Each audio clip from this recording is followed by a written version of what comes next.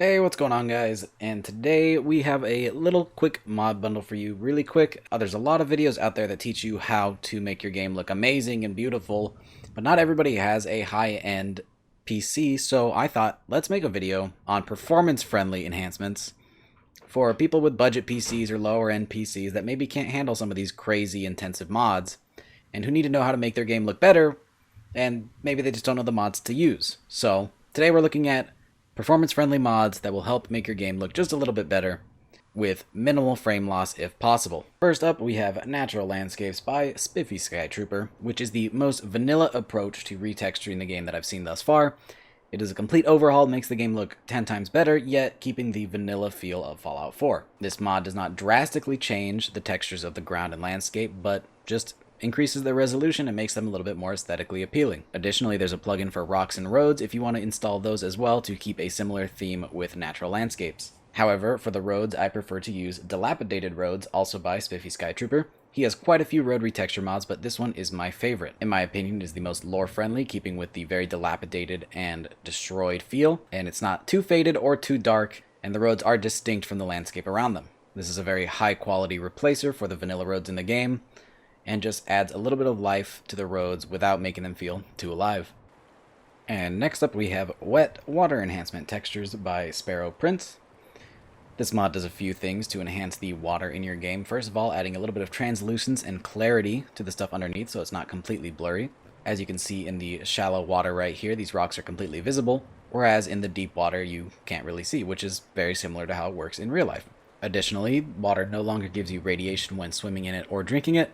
However, that is a feature that can be enabled or disabled based on your choosing. And that's really it for this mod. It's just a high-resolution water mod, and that's all you really need from it. So up next we have a mod called DYNAVISION, Dynamic Depth of Field by Gopher and MyGoodEye, which adds dynamic depth of field to the game. And what that means is when we come up to an object that is really close to us, you will see that it is the only object that is clear, and everything in the background has blurred. However, if we look at something in the background, all of the objects in the foreground will blur, like your gun and nearby trees and rocks. This is just something that adds a little bit of immersiveness and realism to the game. It might not be for everybody, but it sure is for me, and it might be for you too. And then finally, the weather mod that you've been seeing in the background of this video is Calamity Weathers by Arindel.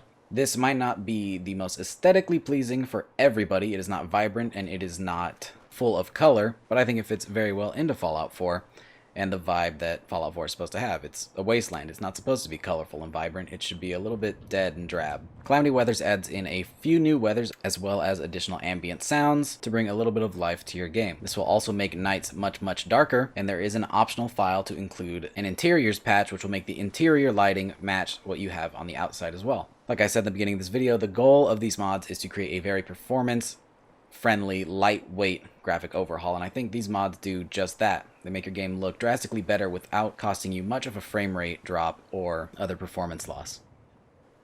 So up next we have a mod called DYNAVISION Dynamic Depth of Field by Gopher and MyGoodEye, which adds dynamic depth of field. And what that means is when we come up to an object that is close to us, all of the objects... Oh, God damn, I got attacked. Are you kidding me?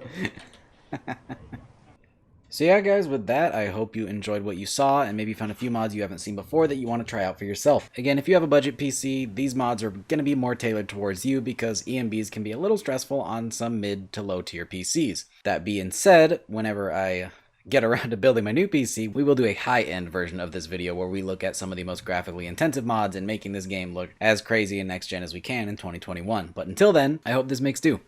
And finally, for those of you who stuck around to the very end, it is time for our AMA question of the day. We went ahead and did 3 yesterday because it was the first one and we had a lot of questions, but today, from user Indecisive Wolf, we have the question: what is one thing from Fallout 4 that universally gets trashed on but I honestly like? So this may not be the case anymore, but I know for a long time majority of the people didn't like the Fallout settlement system.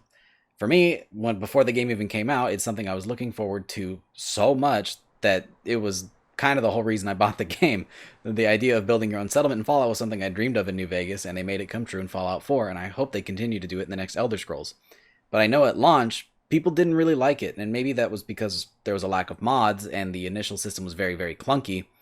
But I know a lot of people complained that it locked you out of some parts of the game. For example, with Preston, he asks you to go build settlements for some of his mini quests, and people just don't want to do that. for some of the endgame content, you have to build in the settlement system to get your teleporter up to get into the Institute. And people were just kind of irked by that.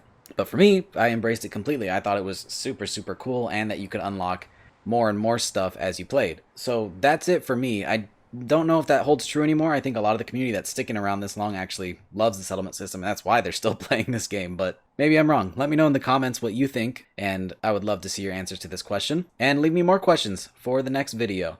Again, I love to get to hear from you guys and your responses to these questions, and I love answering your questions. It helps me get to know you, and you get to know me, so we have a relationship that's more than just Fallout and modding. So feel free to ask me anything in the comments, and hopefully you will get featured in the next video. So yeah, if you enjoyed the video, drop a like, and if you want to see more of this, subscribe for all of our future videos. I really hope you enjoyed, and I'll see you in the next one. Peace.